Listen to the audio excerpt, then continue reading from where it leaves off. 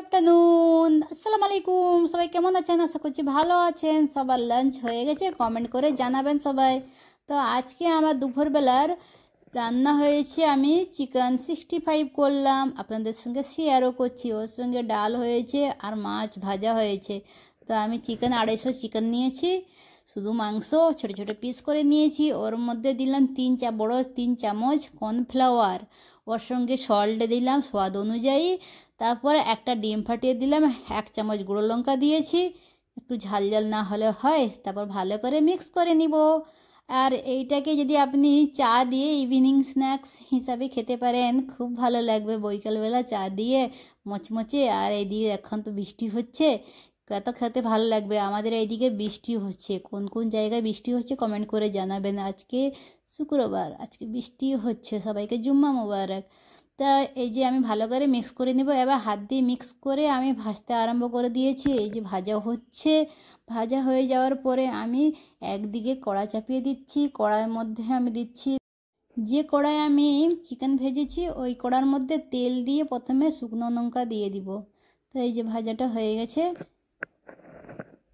আর রসুন, একটা বড় সাইজের রসুনকে আমি ছোটো ছোটো পিস করে রেখেছি।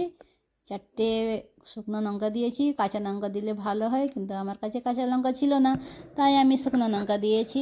আর রসুন যে ছোটো ছোটো পিস করে রেখেছি সেটা দিলাম।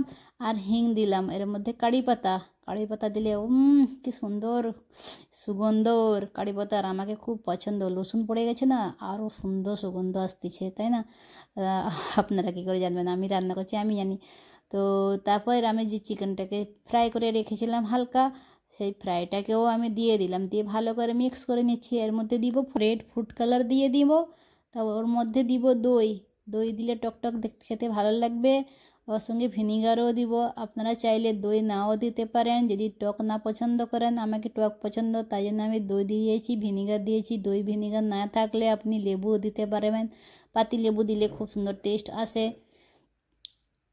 এই যে ভালো করে মিক্স করে নিচ্ছি। আর যদি আপনি একটা হলুদ বা কোনো কালার দেন, ওর মধ্যে যদি টক পড়ে যায়, দই বা ভিনিগার কালারটাকে কেটে দেয়, কালারটা হালকা হয়ে যায়।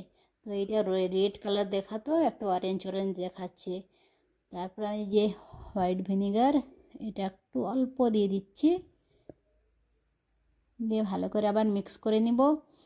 এটা জিনামোটো টেস্টিং সল্ট 1 চুটকি, টেস্ট খুব সুন্দর আসার জন্য। আর দেখলাম খেয়ে একটু তো সল্ট কম ছিল, তাই জন্য আমি নুন দিয়ে দিয়েছি, দিয়ে ভালো করে আবার মিক্স করে নিব। এবার আমার 65 রেডি হয়ে গেছে। 2 মিনিট আমি উনানে বসিয়ে মিডিয়াম আঁচে রেখে দিব, তারপরে খুব সুন্দর টেস্টটা চলে আসবে। আমি এতে একটুও জল দিইনি। তো ভালো থাকবেন, সুস্থ থাকবেন। এইখানে আমার